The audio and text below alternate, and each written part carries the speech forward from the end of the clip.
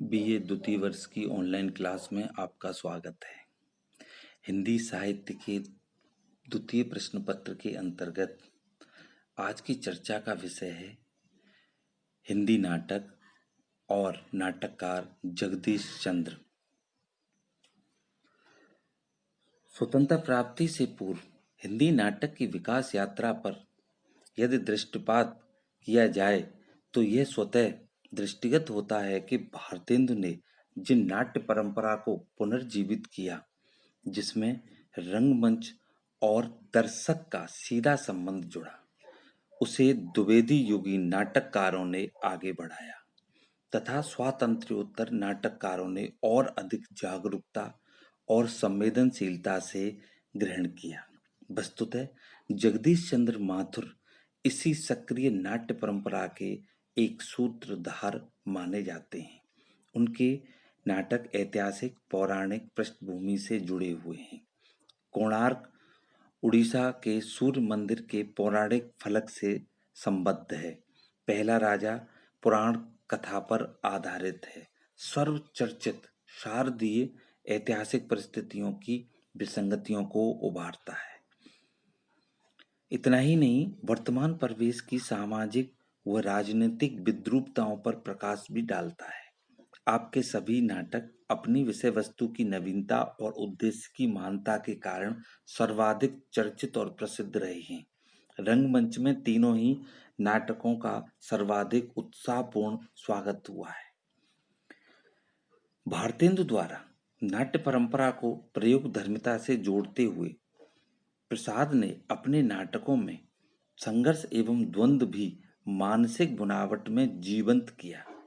जगदीश चंद्र माथुर ने इन दोनों ही नाटककारों की परंपरा को और अधिक समृद्धि प्रदान करते हुए परंपराशील और आधुनिक प्रगतिवादी विचारों से जोड़ा। आपके तीनों ही नाटक एक नई दिशा, दृष्टिकोण और नए आयामों को प्रस्तुत करने वाले हैं। वस्तुतः इन नाटकों की कथा संरचना बहुत ही सूक्ष्म है, किंतु जनवादी चेतना से जुड़ने के कारण ये चुनौतीपूर्ण है। ये जनवादी चेतना लक्षित होती है, नंबर एक, उन किंवदंतियों के भंडार में जो कहे सुने जाने में सीधे सपाट प्रतीत होते हैं। नंबर दो, एक ही कथा के कितने ही सूत्र, किंतु इन सभी के बीच एक तारतम्य है जो कथा को समापन की ओर ले जाता है। नंबर तीन, एक तार्किक दृष्टि अपनाते हुए पूर्णतः मानवीय धरातल पर आधारित कथ्य है।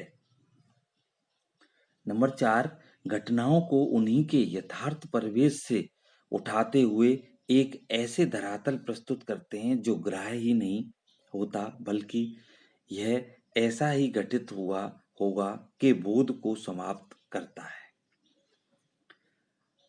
नंबर पाँच, पौराणिक ऐतिहासिक तथ्यों से इन्होंने अपने नाटकों का कथानक लिया अवश्य है, किंतु अनेक शोध करने के पश्चात ही उसे यथार्थ से जोड़ते हुए सौंदर्य बोध को एक नवीन चेतना एवं जनशक्ति के आलोक में आलोकित किया है। अगला पॉइंट है नाटककार की रचना दृष्टि और उसका परिवेश। भारतीय प्रशासनिक सेवा में पहली नियुक्ति बिहार के हाजीपुर में एसडीओ के रूप में हुई, जहां पर आपने न सिर्फ अपने दायित्व 30 वर्ष कुशलतापूर्वक निभाया, बल्कि साहित्यिक प्रतिष्ठा को भी आगे बढ़ाते हुए बिहार के महत्वपूर्ण शिक्षा केंद्रों जैसे नालंदा, तक्षशिला का जीर्णोद्धार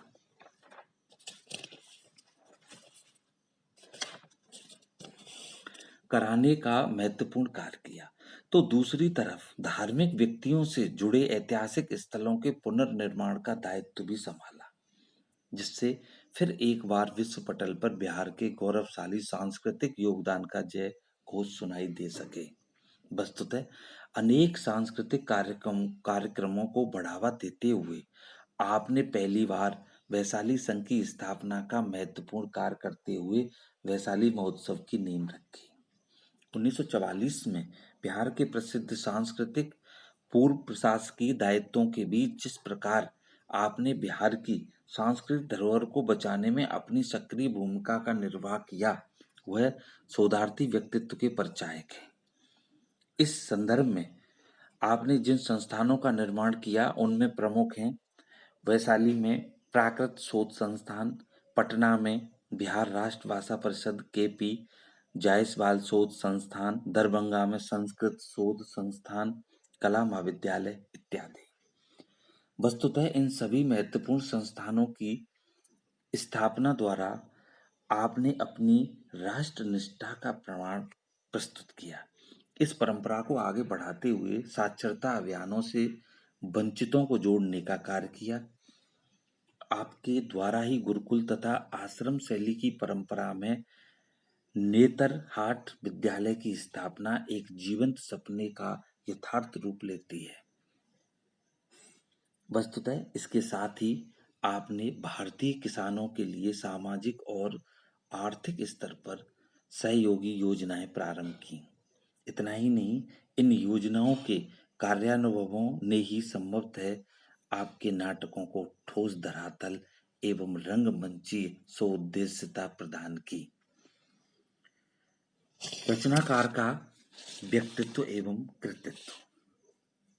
शास्त्रीय परंपरा को लोक संस्कृति का संवाहक बनाकर आधुनिकता से जोड़ने वाले नाटककार जगदीश चंद्र माथुर उत्तर प्रदेश के शाहजहां में जन्मे थे। हिंदी साहित्य में अपना अभूतपूर्व योगदान देने वाले इस सृजनधर्मी ने स्नातकोत्तर के पश्चात ICS की परीक्षा उत्तीर्ण की और अमेरिका से विशेष प्रशिक्षण भी प्राप्त किया। आकाशवाणी में महानिदेशक के रूप में आपने भारतीयों के प्रति अपनी प्रतिबद्धता दिखाते हुए विशेष कार्यक्रमों के द्वारा साहित्यिक कला तथा संस्कृति को बढ़ावा ही नहीं दिया, बल्कि ख्याति नाम प्रतिभाओं से जोड़कर अपनी उर्वर कल्पना साहित्यानुराग का परिचय दिया। ध्वनि नाटकों के संदर्भ में आपका योगदान सिर्फ इस विधा को महत्वपूर्ण दिलाना ही नहीं, बल्कि आपके कोणार्क का पहला प्रसारण होना और बाद में मंचित होना उनकी प्रतिबद्धता को भी दर्शाता है।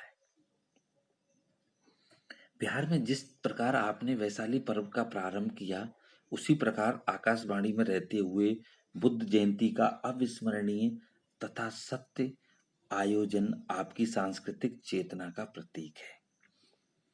महानिदेशक के महत्वपूर्ण पद पर रहते हुए अपनी किसी भी रचना के प्रसारण की पूरी तरह रोक लगा देना आपके नैतिक बल और प्रशासनिक ईमानदारी का सर्वोच्च उदाहरण प्रस्तुत करता है। आपके इन्हीं गुणों को आपको सूचना और प्रसारण मंत्रालय में हिंदी सलाहकार के महत्वपूर्ण पद पर कार्य करने का सौभाग्य प्राप्त हुआ। अनेक पदों पर कुशलतापूर्वक प्रशासनिक अनुभवों तथा सांस्कृतिक साहित्यिक कार्यों, अनेक शोधपूर्ण नाटकों तथा लेखकों के सृजन ने आपको हार्वर्ड विश्वविद्यालय के विजिटिंग फेलो तथा अनेकानेक अन्य महत्वपूर्ण प्रोजेक्ट से जोड़ने का अवसर प्रदान किया। वस्तुतः जो आपकी सृजन धर्मिता का ही परिचायक है। भारतीय संस्कृति के संवाहक नाटककार की मृत्यु 14 मई 1978 को दिल्ली में हुई, जो साहित्यिक और परंपराशील लोक कथा की दृष्टि से एक अपूरणीय क्षति मानी जा सकती है। स्कूल में कृष्णार्जुन नाटक में कृष्ण की महत्वपूर्ण भूमिका निभाने वाले बाल कलाकार के रूप में साहित्य अनुराग का जो बीज डाला गया, वह 12 वर्ष की अवस्था में मैं मूर्खेश्वर राजा के रूप में अंकुरित हुआ, जो अपने समय की पत्रिका बाल सखा में प्रकाशित हुआ।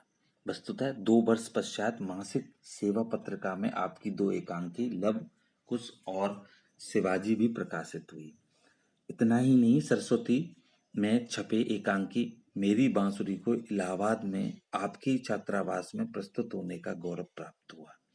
इसके अतिरिक्त भी आपने अनेक एकांकियों की रचना की, जो भोर का तारा सन 1946 में ओ मेरे सपने 1950 में मेरे श्रेष्ठ एकांकी के रूप में अपने श्रेष्ठ प्रयोगात्मक कथ्य एवं रंगात्मक शिल्प के कारण आपको श्रेष्ठ एकांकीकार के रूप में प्रतिष्ठित किया गया। पुराण, मिथक, ऐतिहासिक विषय वस्तु को लेकर लिखे गए आपके नाटकों में शोधपरक, अन्वेषणात्मक दृष्टि के साथ ही कल्पना की मिश्रित उड़ान भी देखी गई। आपके नाटकों में प्रमुख हैं कोणार्क, बंदी, शारदी, पहला राजा, दशरथ नंदन, कुंवर सिंह की टेक एवं गगन सवारी। नाटकों की भूमिका में की गई विस्तृत चर्चा आपकी रंग परिकल्पना के साथ ही परंपराशील नाटकों की गहरी समझ को व्यंजित करती है। वस्तुतः दो कठपुतली नाटकों का लेखन अंततः लोक परंपरा में आपके आंचलिक बोध एवं राष्ट्रीय एकता के समन्वय की दृष्टि से भी परिचित कराता है। अपने दो रेखा चित्रों में संस्मरण 10 तस्वीरें तथा जिन्होंने जीना जाना के द्वारा न सिर्फ समसामयिक परिवेश को अपने साहित्यिक मित्रों के द्वारा जीवंत किया बल्कि इस विधा पर अपनी रचनात्मक पकड़ का सुंदर उदाहरण भी प्रस्तुत किया। परंपराशील नाटक को पंचम वेद में मिली प्रतिष्ठा को ही न सिर्फ सिरे से विवेचित विश्लेषित करता है अपितु भरत मुनि से शुरू हुई नाट्य परंपरा को आधुनिक बोध से जोड़ते हुए लोक परंपरा को पुनर्जीवित करने का हिमायती भी आपकी दृष्टि से दिखाई देता है। विभिन्न संचार माध्यमों से प्रत्यक्ष जुड़ने तथा उनके बीच कार्य करने का अनुभव लिए हुए आपकी एक और विशिष्ट पुस्तक है बहुजन संप्रेषण के माध्यम, जो जन संचार पर लिखी गई पूर्व पुस्तकों में आज भी बहुत ही महत्वपूर्ण मानी जा सकती है। प्रस्तुत है आपके 3 नाटक बहुत ही प्रसिद्ध हुए। नंबर 1 कोणार्क, नंबर 2 पहला राजा और नंबर 3 शारदी। यदि उन तीनों का अध्ययन किया जाए तो कुछ जो बिंदु हैं उन बिंदुओं के आधार पर हम उनका अध्ययन कर सकते हैं। नंबर 1 कथ्य की वर्तमान संदर्भों में प्रासंगिकता, चारित्रिक दृष्टि की महत्वता, शिल्प विधान में व्यक्त प्रयोगधर्मिता और नंबर 4 रंगमंचीय प्रस्तुतिकरण एवं उसकी उद्देश्यता।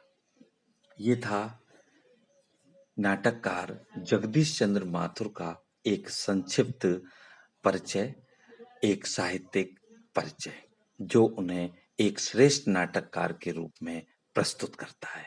धन्यवाद।